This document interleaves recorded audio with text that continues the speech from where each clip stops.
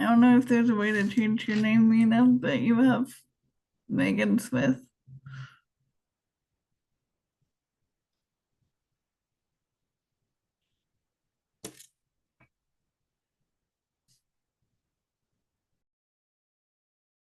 Yeah, thanks for spotting that. That would be funny.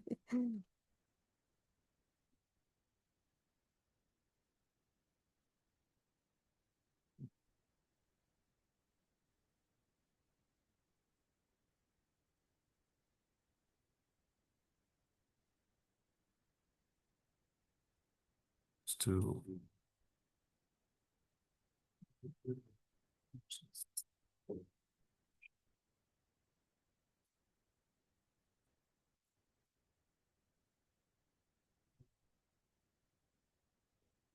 Andrea, so you'll be recording with this one. Okay, there we go. Can they hear now? video, Yes, we can hear you. watch deck. Mina, good morning. Megan, can you hear us?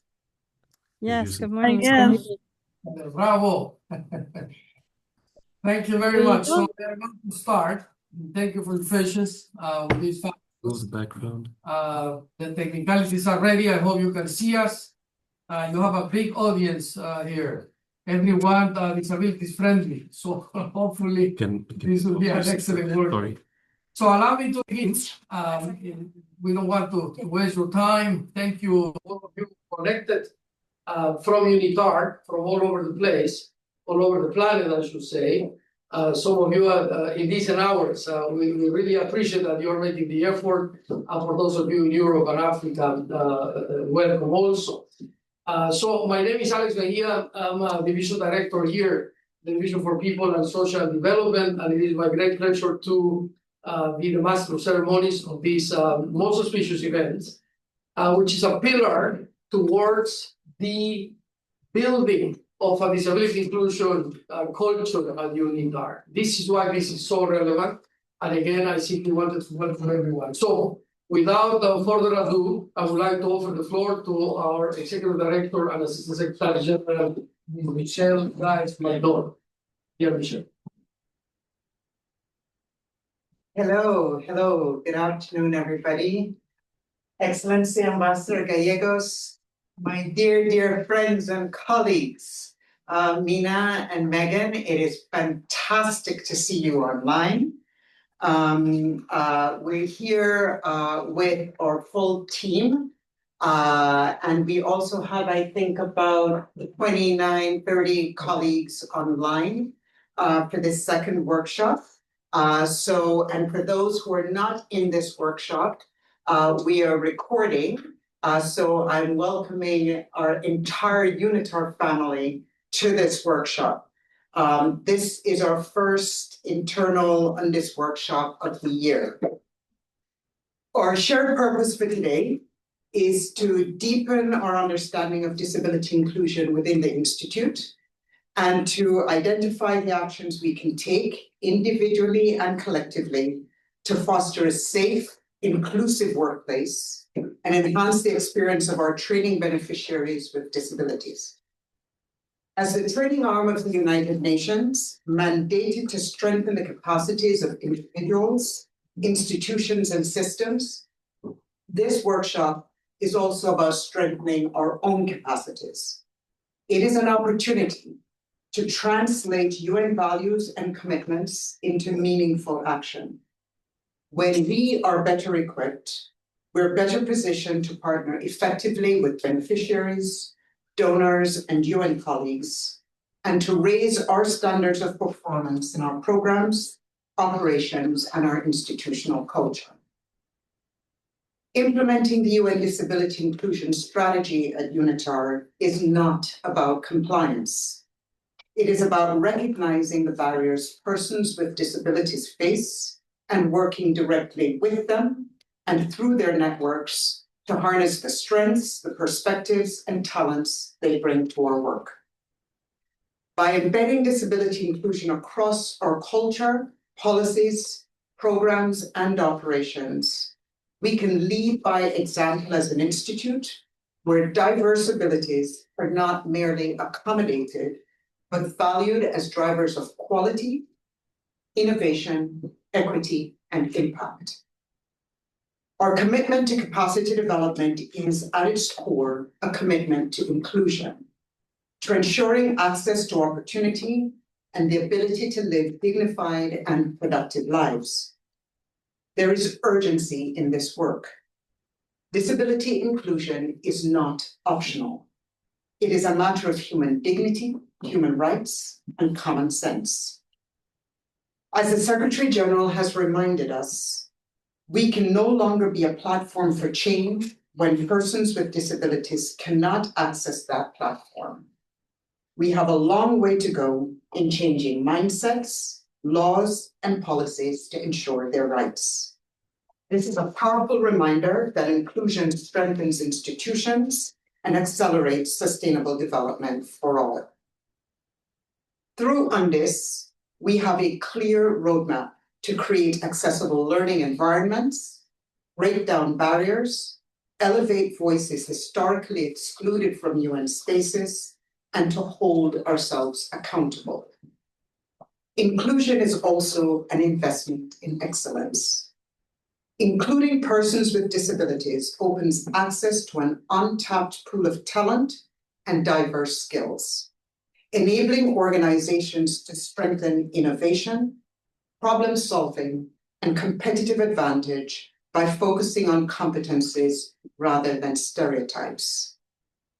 This was vividly demonstrated at the Tokyo 2025 Summer Deaflympics, which I spent my weekend looking at, because it showcased inclusive design drives innovation. From LED start light systems replacing starter pistols, to vibration-based queuing systems, and AI-powered speech-to-text services at information kiosks, improving accessibility, inclusion, and participant experience. Accessibility was not an afterthought. It was the foundation of quality participant experience. So, colleagues, today, an estimated 1.3 billion people worldwide, 1 in 6, live with significant disability. And as I've often said in my time in the field, we're all but a second away from a disability. Too many continue to face barriers created by inaccessible environments, stigma, and exclusion from education, employment, and decision-making processes. These are not abstract statistics. They represent colleagues, learners, partners, and communities whose contributions remain underutilized when systems are not designed inclusively.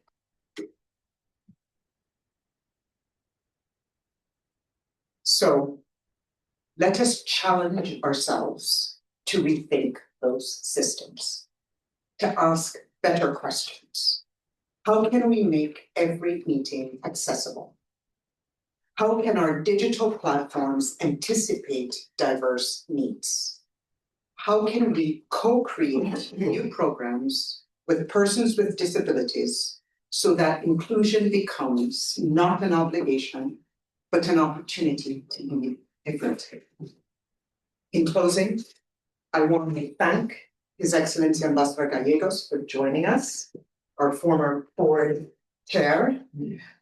Your leadership, Ambassador, including as chair of the group of states who drafted the Convention on the Rights of Persons with Disabilities, has shaped the global framework that guides our work today. I also extend my appreciation to Mina and Megan. I know only too well the journey that has brought us to this day.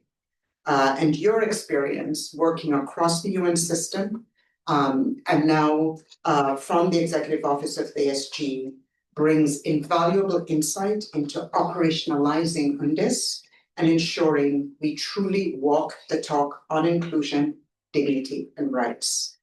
Thank you both. It's early in New York. Thank you both for being with us and for your support. And colleagues, I'm confident this workshop will be time well spent. A vital step toward building a UNITAR where dignity, equity, and opportunity are not aspirations, but realities. So I look forward to this workshop. I'm going to stay with you as long as I can. I do have a plane to catch for the Global Learning Conference on the future of learning and education. We will do in Kigali tomorrow. But I will stay with you as long as I can because this issue is very important to me. And I think, we really need to make sure that we can harness all the skills we need in this sustainable development journey and that we are building and enabling people to live full lives with dignity and have opportunity and choice. So let's get started.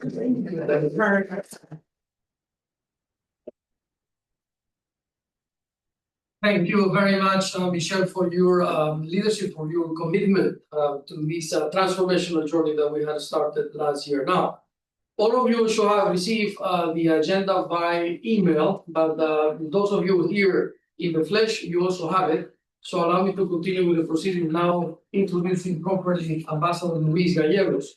For some of you that don't know him, no, excuse me, I have to go back a little. I happen to come from the most beautiful country called Ecuador. And the person that I'm going to introduce is also from Ecuador. So if I'm biased, bear with me. Right? So I have to do some justice to the speaker that will come now. Ambassador Gallegos has been a career diplomat for more than 50 years, all the way up to serving as Minister for Foreign Affairs of the Republic of Ecuador. I met him when we were both vice ministers, and I can only attest to his capacity to lead foreign relations in the case of our country to the best an idea of situation. So he has been very important for what we're going to mention here. 3 times permanent representative to the United Nations in Geneva, 3 times permanent representative to the United Nations in New York, also ambassador to the White House. We will forgive you for that, ambassador. But ambassador to the United States of America and before the current administration. And let me tell you what pertains to today. He was the chair of the working group that drafted the Convention on the Rights of Persons with Disabilities, the CRPD, and a very important actor in that process. Has been a vice president of the UN Human Rights Council and serves as chair of several organizations working on issues of aging or disabilities. And indeed, to conclude, but perhaps the most relevant part for us because of the legacy that he left behind, he led this organization at the highest governance level as the chairperson of the Board of Trustees of UNITAR for 6 years. So Ambassador Gallegos actually is one of us, and we are delighted that he has taken the time to come back and to address us in person. Excellency, the floor is yours. Thank you very much, Alex. Thank you very much, Michelle. My regards to Mina and Megan, who we know and have worked in this field. I'm here to tell you a story. I was ambassador, as Alex said, to New York in 2002. And I was asked by the London Group to chair a committee that would analyze the possibility of having a convention for persons with disabilities. My team in New York was a very small team, as all Ecuadorian missions are. And when I asked them if we could go into a negotiation of a convention, they said we would have to duplicate them, and that was not a possibility. I went to talk to my wife, Fabiola, that night and said, they are asking me to chair a convention on disability.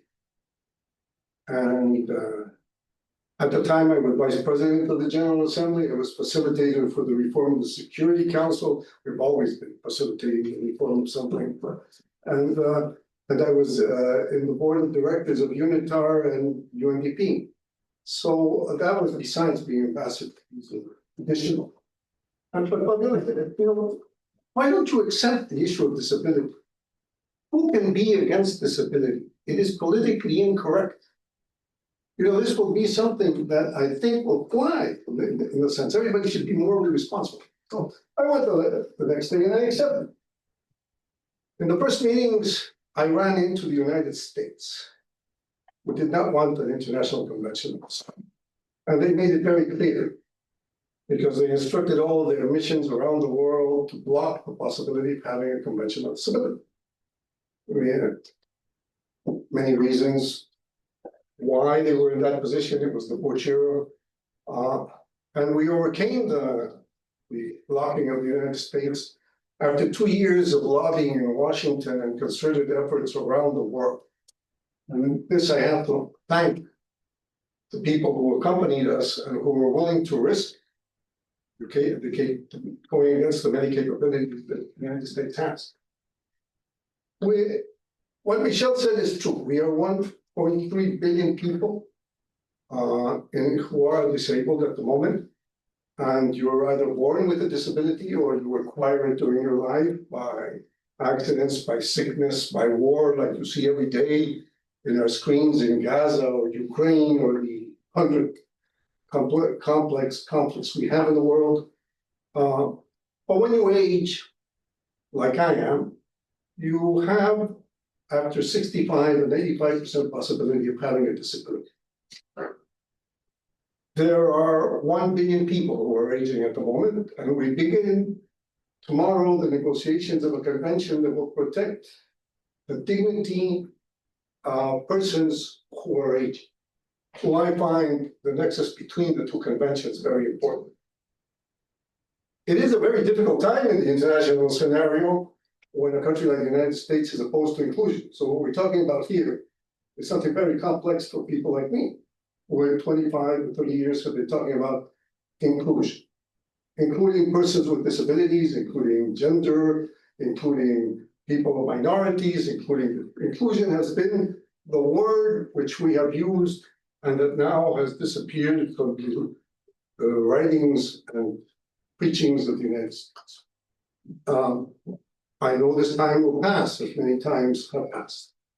But it is a difficult time to talk about a world where you had the effects of a convention like the one we're talking about, the CRPD, the Convention on the Rights for Persons with Disabilities, because it has made a paradigm shift. It's probably the most successful convention on human rights in the United Nations realm, because this convention is a modern status where you include development, where you include many other aspects of new generation.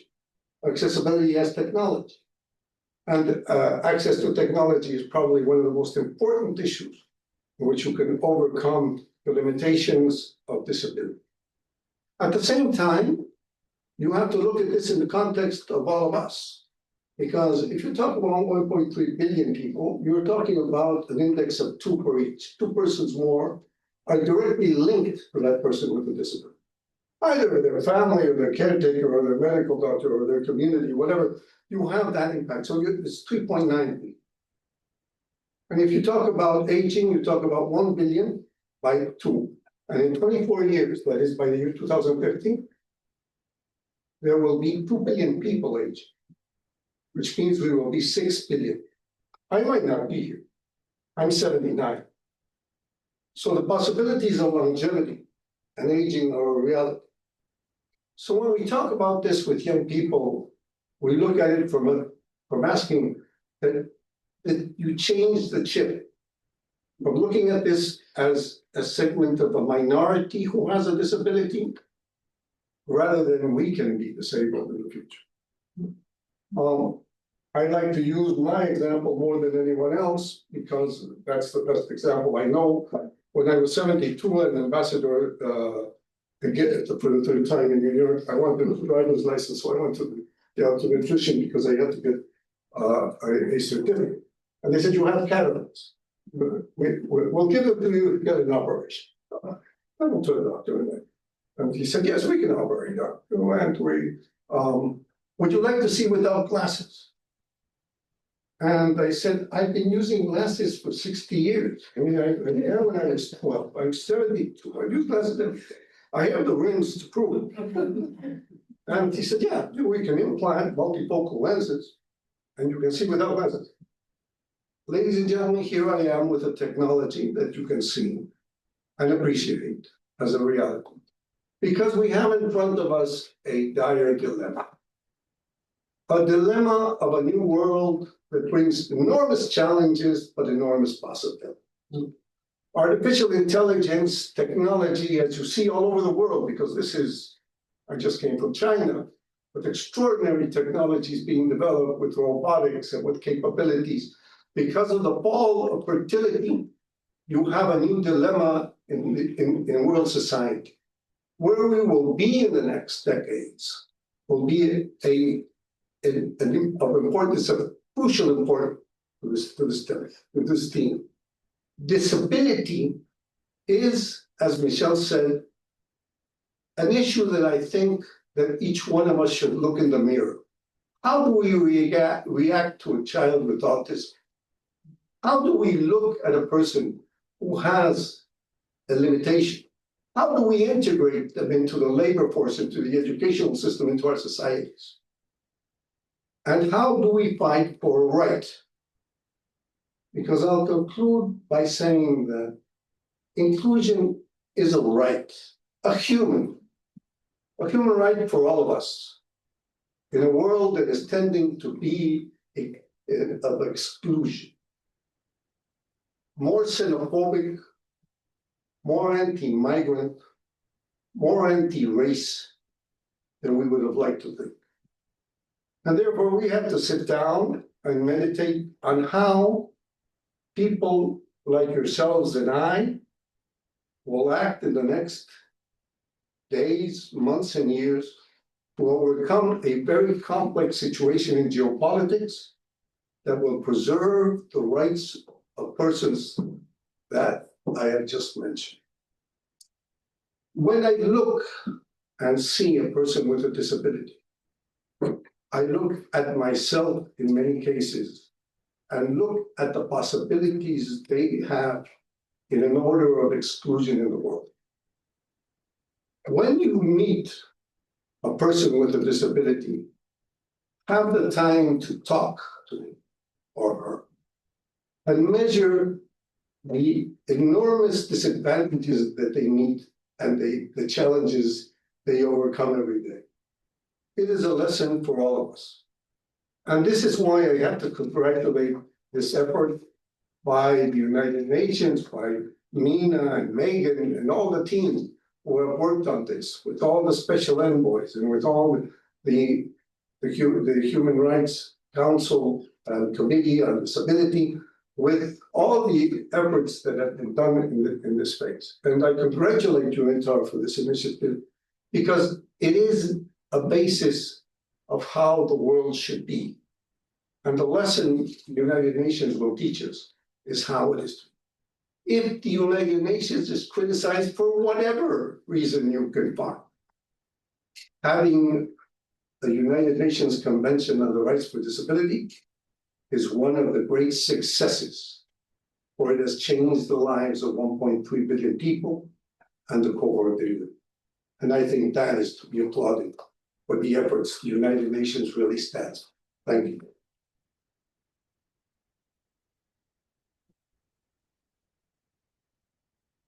Thank you, Excellency, for those inspiring words. I am going to continue with the proceedings, but before I introduce the moderator, let me just tell you this. Colleagues, this is an internal workshop.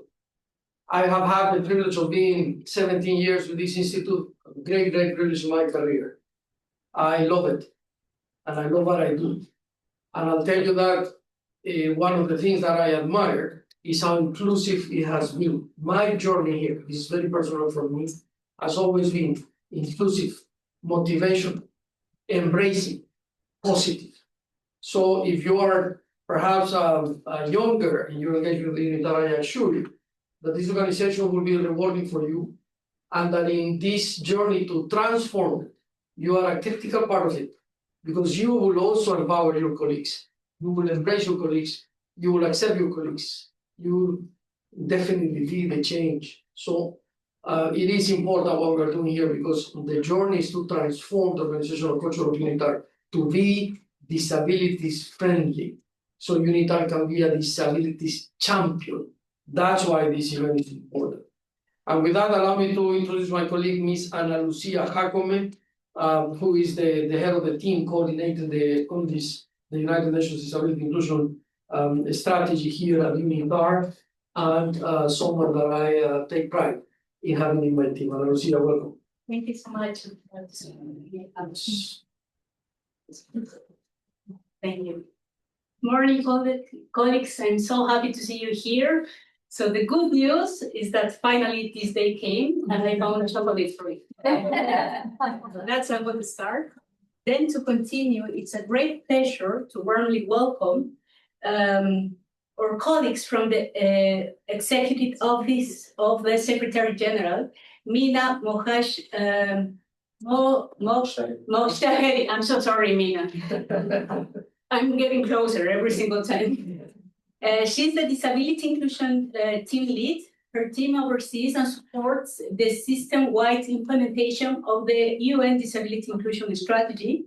Nina has expertise in international human rights, non-discrimination, rights and inclusion of persons with disabilities, international development, and humanitarian action, from working in organizations of persons with disabilities and other human rights and non-governmental organizations, government, academia, and international multilateral organizations. So please, Mina, the floor is yours.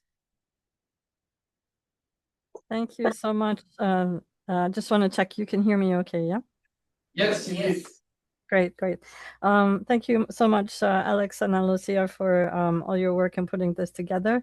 It's lovely to see Michelle and Ambassador Gallegos, strong supporters of disability inclusion. So thanks for this.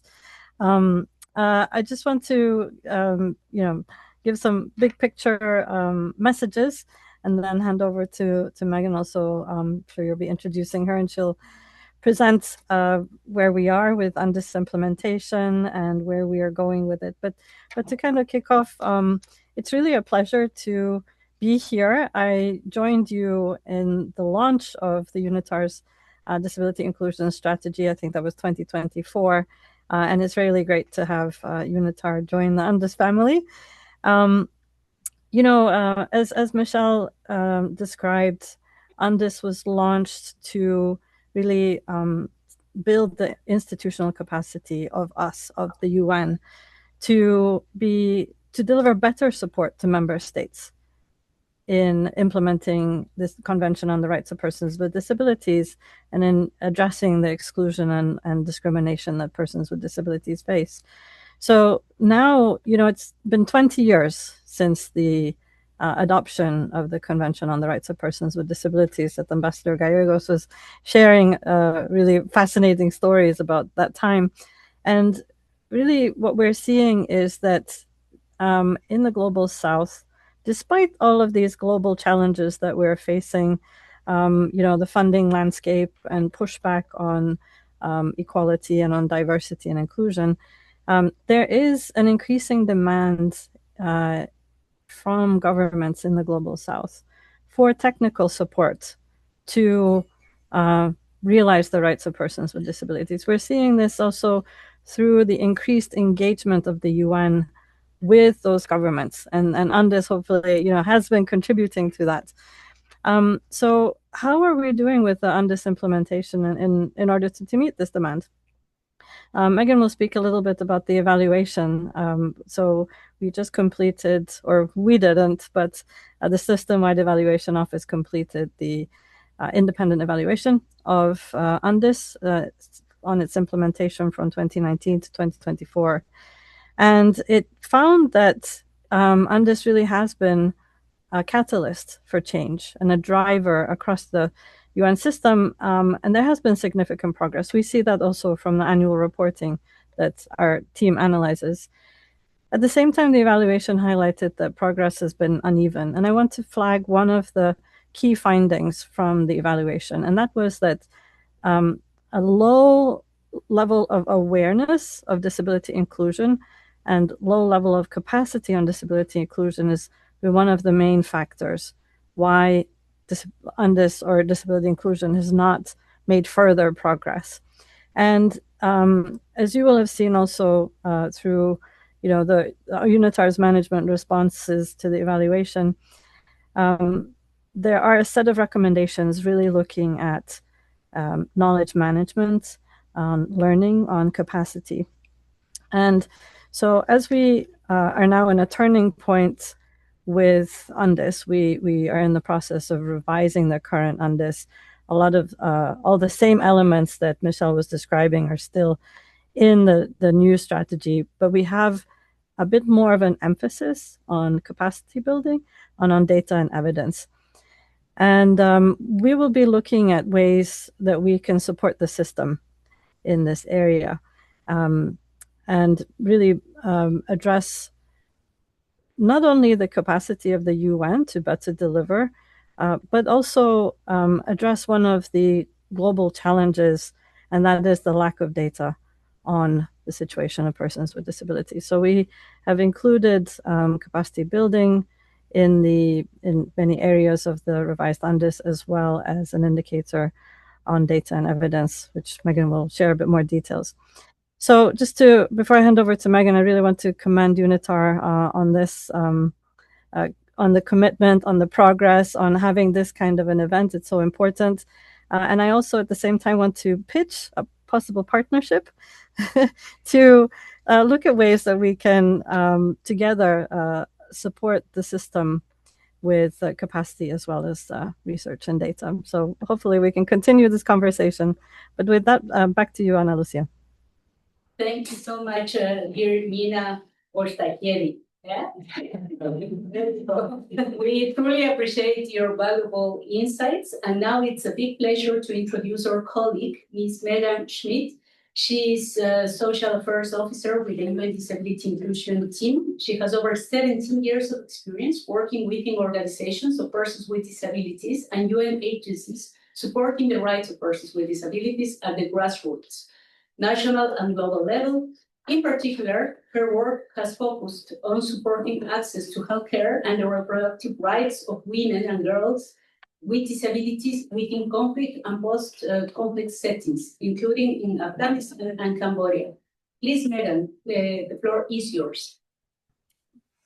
Thank you so much, Ana Lucia, and reiterating Mina, this is a real honor to be able to present to you today, and also Ambassador Gallegos and Michelle to be in the room. It's a real pleasure. So I want to ensure that there's time for the other speakers. So I may go through these slides quite quickly, but we will be able to share them with you after the webinar. So I just wanted to go over briefly the basics of UNDIS, just in case folks are not very familiar. So the UN Disability Inclusion Strategy was launched in 2019 by the Secretary General, and it was aiming to really drive system-wide disability inclusion across all pillars of the UN. So human rights, development, peace, and security. And what it was really driving, as Mina said, was to build the capacity of the UN to better support governments to implement the CRPD and the SDGs, along with other frameworks. So UNDIS is implemented through accountability frameworks. So they include entity accountability framework, which UNITAR reports through. And this includes funds programs, secretary entities, specialized agencies, and so on. And then we also have a complementarity UN country team scorecard, which also implements the UN Disability Inclusion Strategy through all 132 country teams. So these aggregate results, these annual results and data that we receive are compiled into a Secretary General's report that is presented to member states in the third committee every year. So just to note, UNDIS is a voluntary strategy, And so when we are talking about how implementation has expanded, what we're really saying is how many entities, how much of the RC system has come on board and really seen disability inclusion as a priority. So we have now 85 UN entities reporting as of 2024. Entities are currently in the reporting cycle, so we will get 2025 data in a couple months. And this is up from 57 in 2019, so it's a significant increase. Then, of course, all 132 country teams report annually as well. So over the last 6 years, we have seen a tremendous increase in how the system implements disability inclusion. So entities are now meeting 42% of the requirements in the accountability framework. And this is up from 16% in 2019. So as you all know, for a system so broad and so disparate, we are seeing such significant progress. And equally, we see the same pattern with UNCTs. So they are now meeting 46% of the indicators, up from 24% in 2019. In 2020, which is the baseline for UNCTs. So on the screen, I know it's not very visually friendly, but we have in the latest Secretary General's report, we did a stock take of the last 5 years of progress on UNDIS. And what we have on the screen is what we call a spider graph. And so what we wanted to visualize is the progress that has been made from 2019 to 2024 for entities per indicator. So you'll see on the inner circle, those are the data points for 2019. On the outer circle, those are the data points for 2024. And so the gray area in between is meant to represent progress. Or, as you can see with joint initiatives, lack of progress. So again, I will be providing this slide deck for you to really see it properly. So we were asked to give, some basic good practices that we have really seen move the dial on disability inclusion over the last 6 years. And so leadership embedding disability inclusion in senior management discussions, decisions, and accountability mechanisms has an incredible impact throughout all the indicators of the accountability framework. So once we have leadership on board, it really is one of the most significant factors in moving the dial on disability inclusion. And as we see in the room, UNITAR has that commitment and has that championship of the leadership. So we also see that when an entity assigns focal points or custodians across the entity, so in all the departments that the entity has, we see that it really becomes a shared responsibility. So it's not just the responsibility of one focal point or one team to do in disability inclusion, which is near impossible, but it's rather shared across the entity. And so we really see progress when entities do this.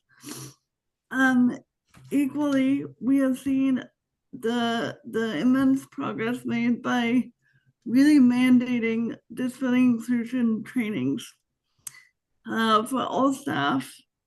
And we have seen this because it really brings awareness across the board, no matter what your portfolio is, on disability inclusion. Then we also, and this goes into what we will be covering a little bit later, but targeted capacity building to strengthen disability inclusion across certain areas of where the entity works is incredibly important. So we are now seeing, operations teams that do human resources, procurement, evaluation and monitoring. They all really need and excel when they receive targeted training. And then, of course, accessibility is essential. And so when accessibility standards are in place that ensure that communications, physical spaces, and digital platforms are accessible, this is the foundation of inclusion.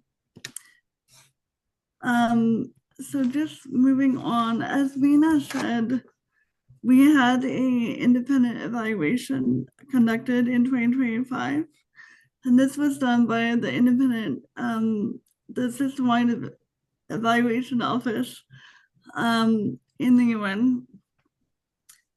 And I just want to draw to your attention to critical recommendations that I think UNITAR really, we would really like to partner, as Rena said, with UNITAR on these to move them forward. And so the first one, so recommendation 4.1 is on system-wide knowledge, learning, and capacity. And this is really where we are needing to see more investment in shared system-wide expertise, learning platforms, and peer exchange across entities and regions. One of the most impactful ways that we see knowledge sharing is through the peer-to-peer exchange amongst entities and country teams. We must, as I mentioned, disseminate and develop targeted system-wide guidance on priority areas. And we see these areas as lagging behind. So in areas of inclusive procurement and reasonable accommodation and employment. So the other sub-indicator that I would like to also highlight is inclusive organizational culture and accessible workplace. And this is really where we see that we need to strengthen inclusive organizational culture through accessible workplaces and effective and timely and reasonable accommodation. And, Alex mentioned this, but also, Michelle and Ambassador Gallegos, that UNITAR is really building and moving forward on this inclusive organizational culture. We also are very aware of the current changes happening within the UN. And so we really must leverage ongoing reforms to close those resource gaps and embed disability inclusion from the start. And this is where, we cannot have disability inclusion and accessibility be seen as a extra or not a priority. This is where we must embed it. So I just want to touch upon the current revision to the UN Disability Inclusion Strategy. And we have been through multiple consultations, which UNITAR very kindly has participated in. And with this revision to the strategy and accountability framework, it is essentially based on the evaluation findings and recommendations, as I highlighted in the previous slide. And the accountability framework indicators have been tweaked and updated, but they have not been a huge overhaul of the requirements. So our ambition is to elevate the ambition of the UN system on disability inclusion, but also maintaining, the progress that the system has made. So as I said, the system is still not meeting 50% of the indicators. So we really want to encourage that. We are seeing that we have added new indicators, specifically, disability data and evidence has been one. And this is where we are really wanting to ensure that the UN can produce effective and timely and system-wide guidance on disability inclusion in a number of areas. And so we have also introduced indicators on resource tracking, on digital accessibility, all that have been highlighted as gaps by the evaluation in the UN system. So as I mentioned, one of the fundamental actions around capacity development of staff through tailored training and learning resources and consultation of persons with disabilities have been included throughout several indicators. So we're not trying to silo these elements into one indicator. So I know that, this may be a little bit technical, but we just want to provide an example of what the revised indicator looks like. And we are showing on the screen the new indicator for data and evidence. And so what this indicator is really asking for the system to do is to really produce from what they already produce, within their mandates, evidence and analysis on disability inclusion. So we are wanting to see, not just quantitative data, but qualitative data, and also disaggregation of disability within, the data that the system collects already. We are also wanting, one of the key aspects that the evaluation highlighted was to ensure that while the UNDIS is building the internal capacity of the internal capacity for disability inclusion amongst UN, we are also needing to ensure that, we have that external impact. So we are really wanting to ensure that the data and evidence that the UN produces has a direct impact or informs global, regional, national level processes around the SDGs and, UPRs and so on. So just to finish up, because I know this has been a bit of time, but I just want to highlight next steps. So we are continuing with annual reporting, and we were so happy to receive UNITAR's report last year, which showed a significant amount of work that you have been doing on disability inclusion. And so we are continuing to report on the existing framework for this year, and the deadline is April 15th. But as of next year, we will be asking the UN system to have a baseline assessment based on the new revised accountability framework. So we are really looking for, next year to be a baseline data set as to where the system is on the new framework. So as Mina said, we are wanting to really reinforce the focal point networks.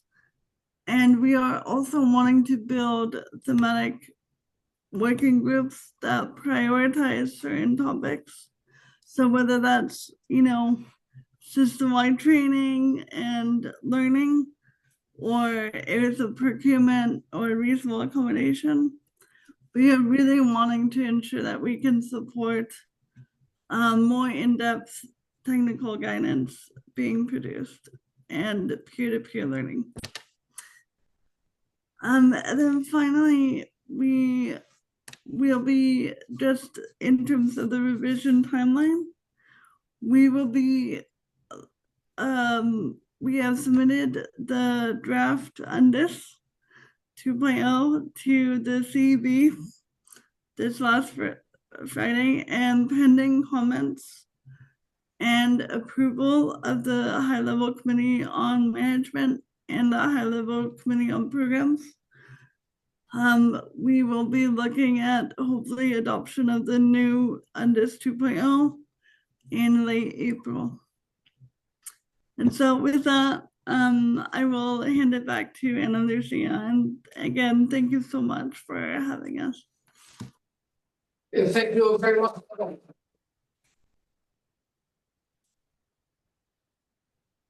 Thank you very much indeed, Megan. I decided to interject just because our executive director has really made an extra effort to be here in the flesh. She has to run to catch a flight to Kigali, and I would like to ask her to give us some final comments. But before that, rest assured that UNITAR remains committed. We look forward to going from 15 indicators to 19, and more important than anything, we indeed take this very seriously, and we will continue to train our people to make this conversation. Before Michelle goes, perhaps. Thank you, Alex. And I think first, before I say anything, I want to actually thank my team and thank the team that's been leading this work. We also have a lot more work to do because we also have to grow this beyond, as you say, one department, one division, and really get this across the institute in a full and holistic manner.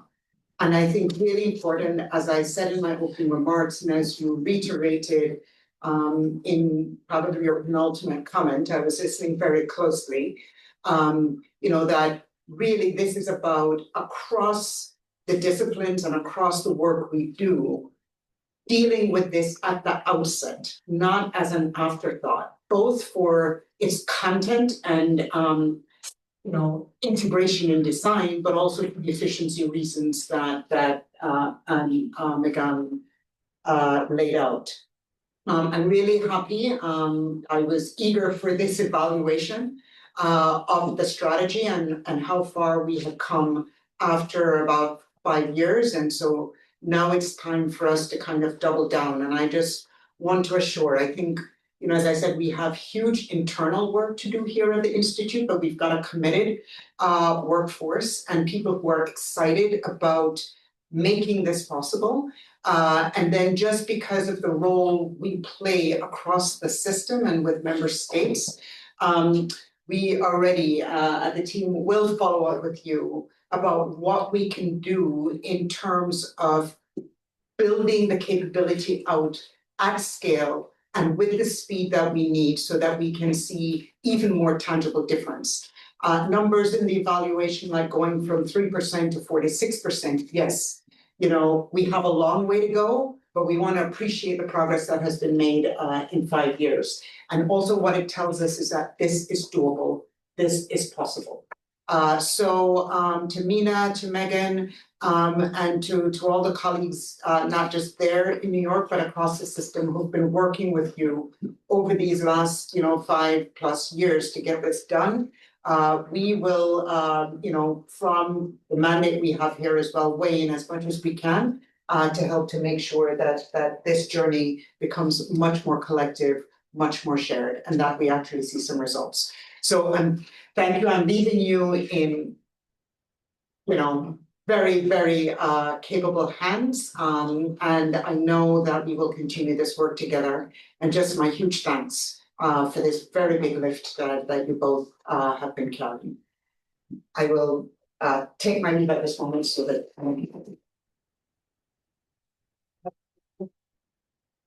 see you.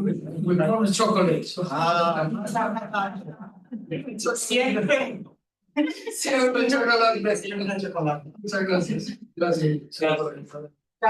All right, so we'll continue with the agenda. And again, thanks to Mina and Vega for making this possible. I will give the floor back to our moderator, Ana Lucia, for the next speaker. Thank you. Thank you, Alex. Thank you once again, Mina and Megan. Now, let me warmly welcome our dear colleague, Sarita, who will be sharing with us the latest at our dedicated web page for the implementation of the UNDIS at UNITAR. And also she will be sharing some insights about our report in 2025 corresponding to what we did in 2024. Please, Sarita, the floor is yours. Thank you so much, Ana Lucia. Hello, dear colleagues. Good afternoon, good morning to our colleagues in New York. So as we continue our journey with the UN Disability Inclusion Strategy, I have the pleasure to be sharing with you some resources that we have developed. We have a dedicated webpage that has been especially designed for the UN Disability Inclusion Strategy. So here we land on the webpage. So it's undisability.unitar.org. So here we have a sitemap that makes navigation easier. So we have all the features here outlined, and they are clustered into categories. And then we can scroll down. We have a welcome message from RED, who has just left for a flight. And this shows UNITAR's commitment to the UN Disability Inclusion Strategy. And then we have relevant data that are easily navigable as well. Background information, of course, with the UN Secretary General. We have also the learning objectives. Our internal plan. Yes, that. And then we have other relevant information. And this is where it all happens. So we have the useful resources. So for example, as many of you may remember, last year we were holding another workshop, which was our first internal workshop. So here you can find the recording of that workshop, for example, if you missed it. And as some of you also may remember, we have shared a survey with you all, of which the responses are also, you can find them also there. And then the important section also of this webpage is the practice section. So when you click on Start Now, sorry about the Zoom here. So here we have some resources that we have developed for the sake of making the UN Disability Inclusion Strategy a reality at UNITAR. So there's the Did You Know section where there's useful resources that will pave the way towards the Institute being more inclusive. There's also the Challenger section, which we invite you to test your knowledge about disability awareness. And also we have other resources that you can consult whenever you please. So let me go back to the Did You Know section, where you will find the UNDIS flashcards that were developed specifically about the indicators of the entity, entity accountability framework. So here, when you click on let me go back just to show you again, on the flashcards, it will take you to this page where you will land here. And then when you click Start here, there will be a section for the background information, which helps explain the indicators. As you can see, they are clustered into categories. So we have leadership, strategic planning and management, inclusiveness, programs, and then organizational culture. So here we can move forward on this webpage. Here we have the 4 first indicators of the UNDIS. So we can click on the first one here just to see how it works. So here we have the front of the flashcard where it explains what the indicator is about. So this one is about leadership. And then when you click on the plus, here we have like an outline of how we are evaluated as an entity to meet the requirements. So either if we are approaching the requirements, we are meeting the requirements or exceeding the requirements. And then we have the back of the flashcard where we can have suggestions on how we can strengthen our practices on that specific indicator. So here again, we have the plus sign. So we have specific recommended actions. And also we have good practices and real examples from other UN entities who have some endeavors in this UN Disability Inclusion Strategy Initiative. So then we can scroll to the, we have all the indicators here from 1 to 15 as we reported on them in 2024. So talking about this, let me share with you some highlights that we have reported on for the year of 2024.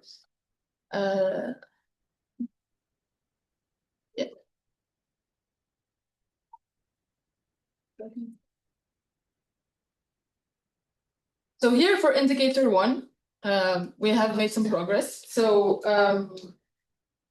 we are proud to say that our senior management has been championing disability inclusion. And we have, for example, held the workshop that we mentioned last year, for which some of you were present.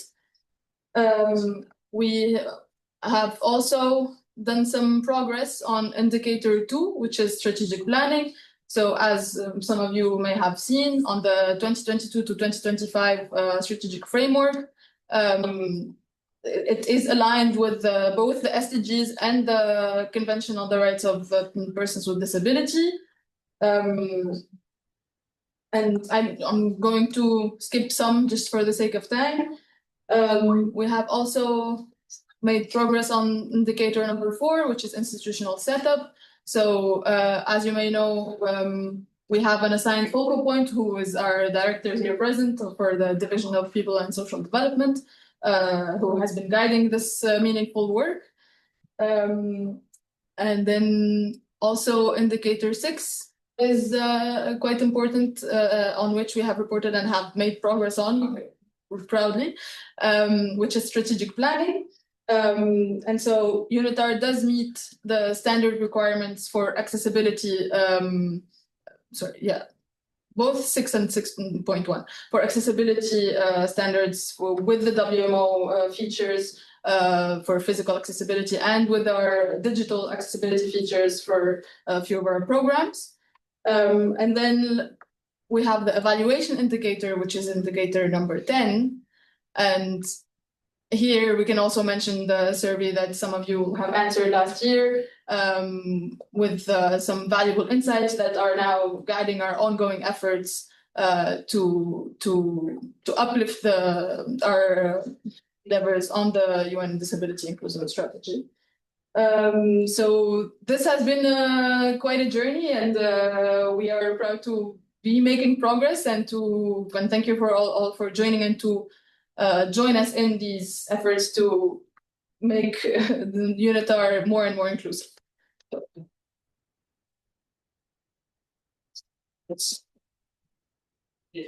Thank you so much, Sarita, and also with this opportunity to extend our appreciation to Megan and Mina, because they have contacted us with other colleagues from different UN agencies. They are interested in developing something similar to what we have done. So we are proud of this, and of course, with your inputs, we can improve this. Now we are going to continue with an exercise. Okay, so please pay attention. So I have a first question for you. When it comes to persons with disabilities, what is the first image that comes to your mind? Is there any future you may consider repetitive or common? Think about Google. So when you enter persons with disabilities, what is the first image that pops up? Who wants to take the floor? Blind. Someone blind. Okay. Anyone else? Wheelchairs. Wheelchairs. Yes, that's the most common. So disabilities can be visible or evident or not necessarily, right? So now with this exercise, the idea is to think out of the box, okay? So picture this, it's 2033, and UNITAR is preparing to celebrate its 70th anniversary, a pivotal moment and a milestone for the Institute. After years of outreach, we have finally secured a meeting with one of the world's leading philanthropic organizations, a major international player working across multiple critical areas. Getting their attention has been a long process, but we have managed to bring them to the table. Their director has indicated that they would be open to discussing a formal partnership agreement after our anniversary conference. The philanthropic group has expressed genuine interest in UNITAR's 7 decades of work in research and capacity building. They have told us that they find our track record important and want to support our activities moving forward.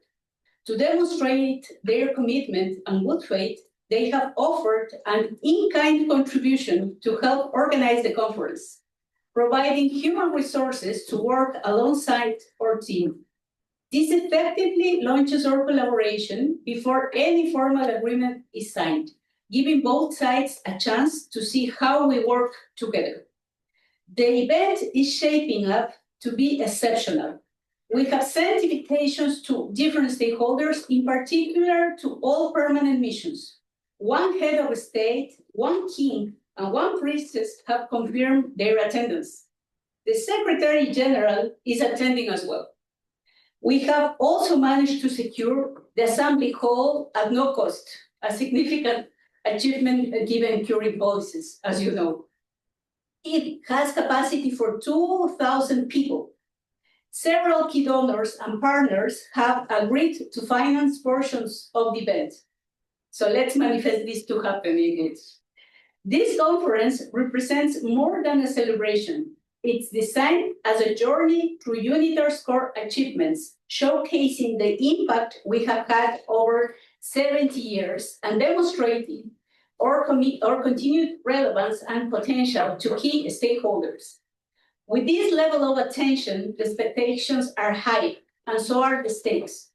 There is a lot of motivation across the team to be at the top of our game, but also considerable pressure to get everything right. Let's talk a little bit about the organizing team. To deliver an event of this scale and importance, a dedicated task force has been assigned, bringing together institutional experience and different perspectives.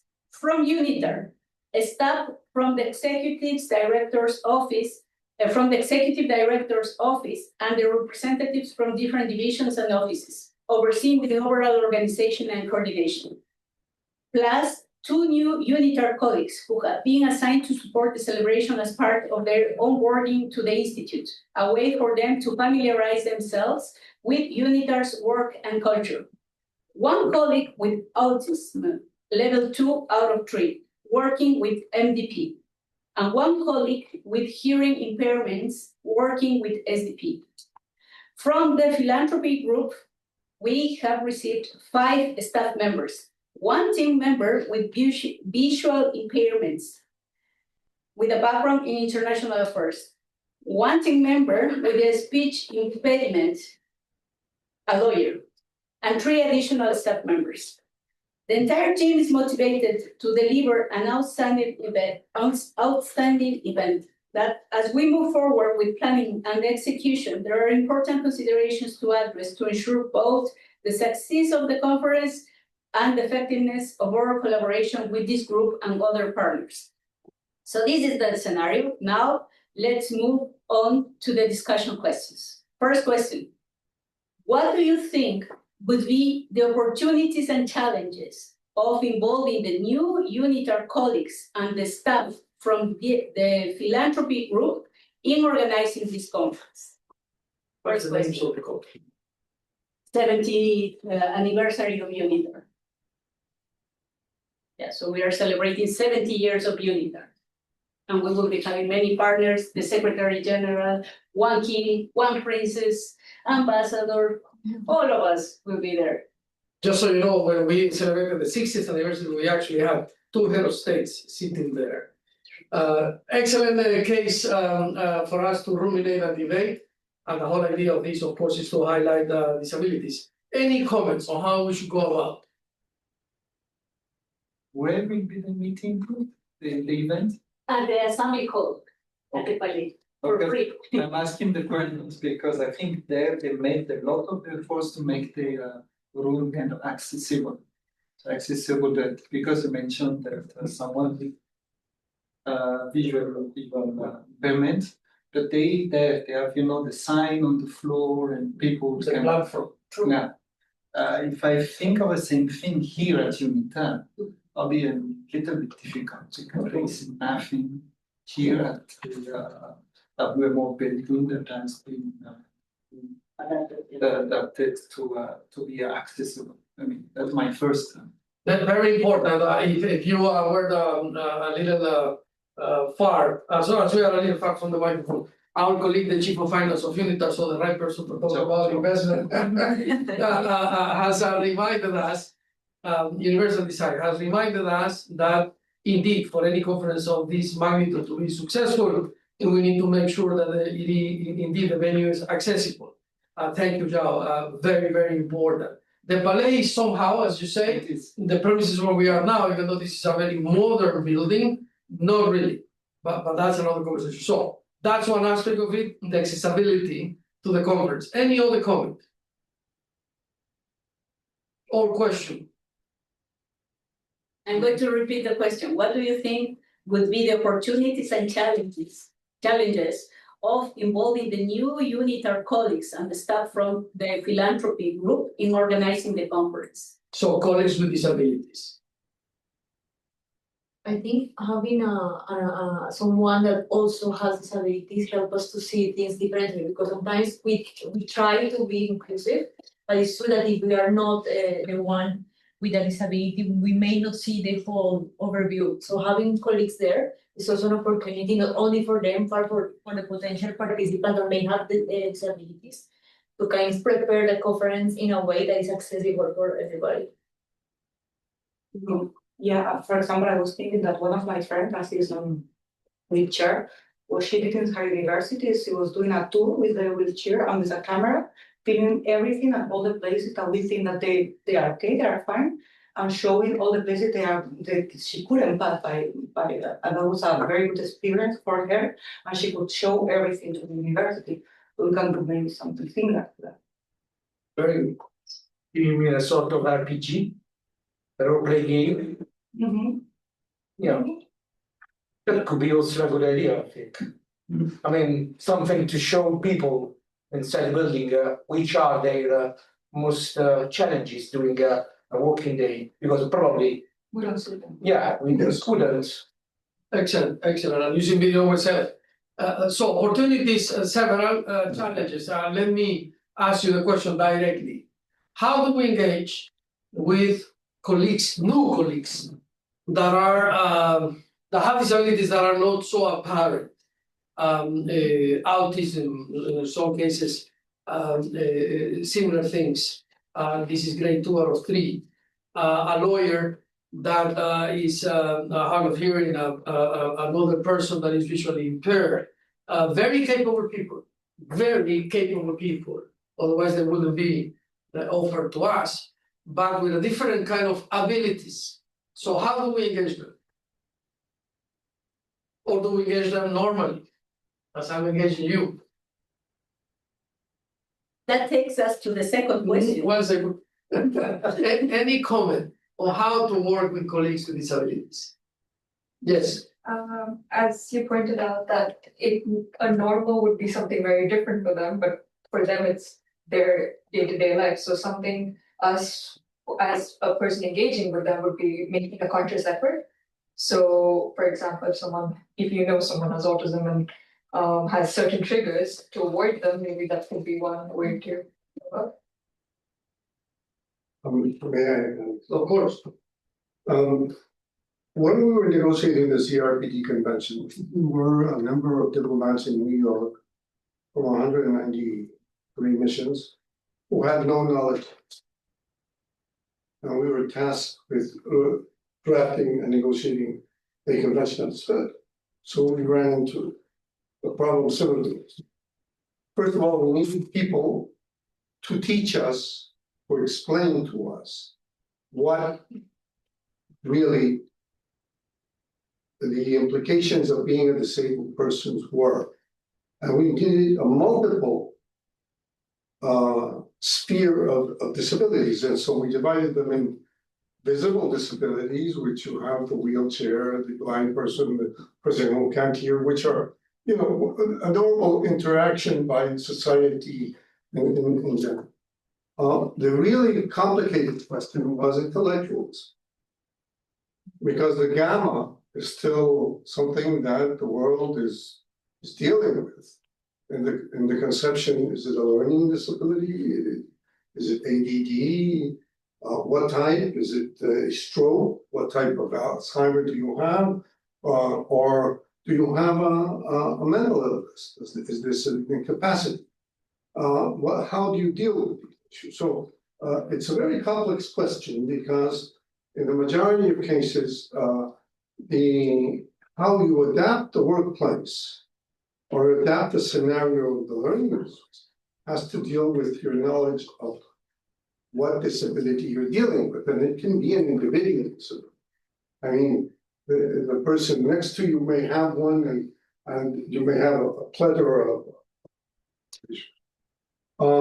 We found that it was very interesting to have the person with a disability integrated into the national delegations, but at the same time, it was extremely important to engage civil society on this, to talk to the groups who had the experience of disability. And this is something that we sat down for weeks, months, in the sense of a learning process on this issue, being in the notion of how they explain to us what their disabilities were like in order to draft this convention. And then we asked them to help us draft it in the sense of technical expertise, how you teach a person with a disability to integrate legal frameworks into their disability, so in order to have the capacity of accessibility. What does accessibility mean to these notions of what we normally learning? And I think, it's going to be 20 years of the anniversary with CRPD, and it is an everyday learning on new effects and new varieties of disability. Thank you, Excellency. Indeed, a very valuable lesson of how the actual CRPD, the convention, came to be now. The next question that Lucy is going to postulate to us, I beg you to think about it and to give us examples exactly of how you think this should happen. Lucia, please. What are the tasks that you would assign to the persons with disabilities involved in the preparation of the event, both from UNITAR and from the philanthropic organization? How do you think they should be accommodated to carry out their responsibilities? So before you reply, can you go back and tell us what happened to the lawyer? To the lawyer. Can you read that part? All of the colleagues are different communities. Yes, with pleasure. So one colleague with autism is working with MDP. His background, yes, his background is international affairs. The second colleague with hearing impairments is working with us with SDP, and he's a lawyer. Then from the philanthropy group, one team member with visual impairment, so let's say this person has a background on also international affairs, and one team member with a speech impediment She has background in human resources. Very good. So 4 colleagues with different abilities. How do we engage them? What tasks should we give them? Just one example. Take one and tell us. How do you think we should do that? Thank you. Can I start with the first one, the sir with the autism? Okay, since he works for MVP, which is multilateral diplomacy, and he's a lawyer, and he's specialized in international affairs, and he has autism. I will give him something that focuses a lot on micro, like very, very particular details, which is protocol. Who should pass through where, who sit next to who, etc. The protocol. Excellent decision. You will help us to make a resounding success of the 70th anniversary of UNITAR. But we have 3 other colleagues. So who could address another one? Yes, Joe. Can I say something? Thank you. Why do we have to assign them special tasks? They are like any stuff. So they have to choose. It's not us to say, okay, you do this because I know you have this or you have that. But I think we have to let people to choose the task, what they want to do, what they like to do, what they don't like to do, like any other stuff. I don't like doing this, I like doing this. So why not? Wow. I'm just asking the question. I don't know the answer to that. The answer is yes. As Jao knows, a director of a division, we have 21 people here and very many overseas. I sometimes forget that. I should ask preferences. But you know, the pressure and the necessities of the job sometimes have preconceived ideas saying this person should be doing that. But I very much welcome what our Chief of Finance just said. Should indeed tangibly show willingness and inclusion, that willingness to accommodate, to ask them what you feel comfortable doing. Very much so, very much so. Any other comment? Yes. I would just say that I agree with what you said, because I think as if you're somebody without a disability, it's your job to advocate for someone with a disability, but not to decide on their behalf. I think, yeah, like we shouldn't forget the agency of that person, and no 2 people with the same disability are going to necessarily need the same adjustments. So I think, yeah, I would very much agree with what you said, that it's about like honouring that agency and independence of that person. Absolutely. If I may say something, there is this phrase that I'm sure you have heard: nothing about us without us. So it's quite important to, first of all, identify the needs and the strengths of the team, to know your team inside, to know like what they can do, like the best thing they can do, and also the weaknesses, you know. So to take them on board as one member of the team. So that's quite important. Someone else?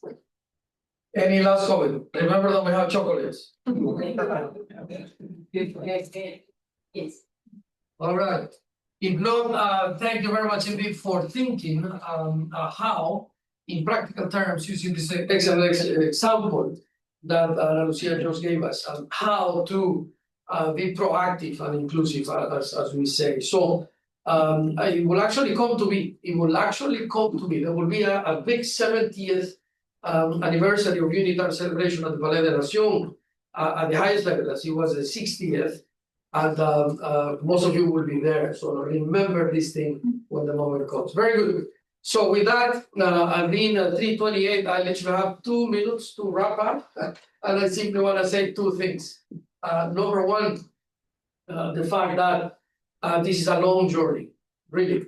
I encourage you to see this transformation of our organizational culture as something that will be evolving over time, that will imply different components. As you saw, the strategy itself will be enhanced and reinforced in the way that Megan described.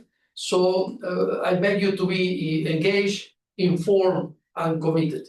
And the second comment is something that I just discovered when I was mentioning to Michelle in passing. and thank you, Ana Lucia, and your team. We have developed a resource, this platform, that I actually, because I saw the earlier version, today I saw the platform 2.0 for us.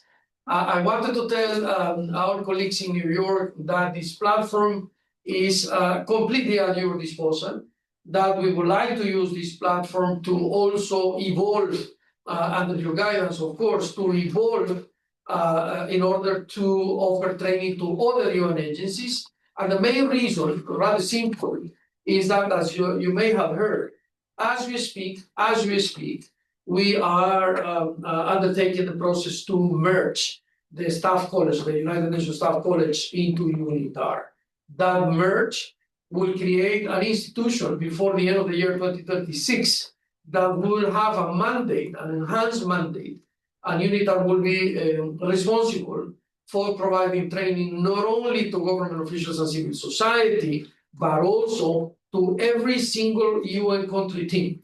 This is a great opportunity, a great synergy, and I would like to kindly ask Mina and Megan to help us to understand how this platform can actually be used to train other UN agencies. So with that, I want to thank you again, and I would like to give Ambassador Gallegos the last word. But before, Ana Lucia just reminded me of something. To all of you colleagues here at UNITAR, you will be receiving an email in a couple of weeks requesting your input for UNITAR's second report on the UN Disability Inclusion Strategy.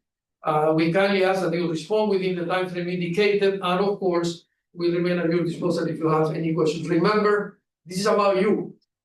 This is about me. This is about us.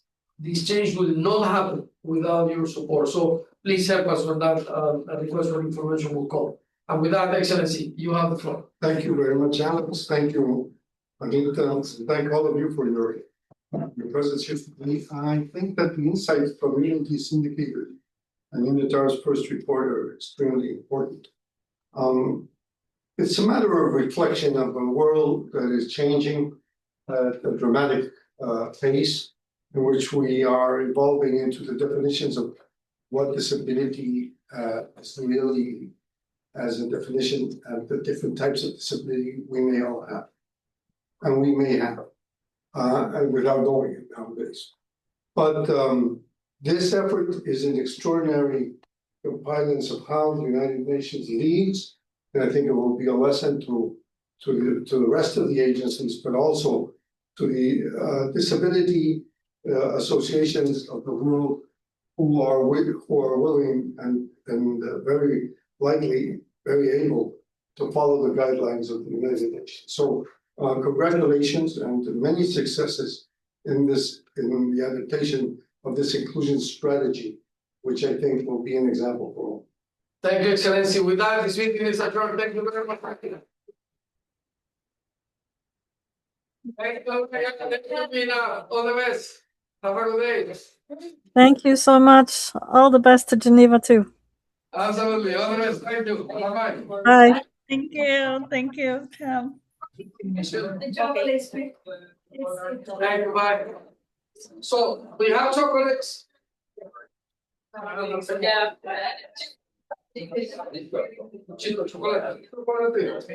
Yeah.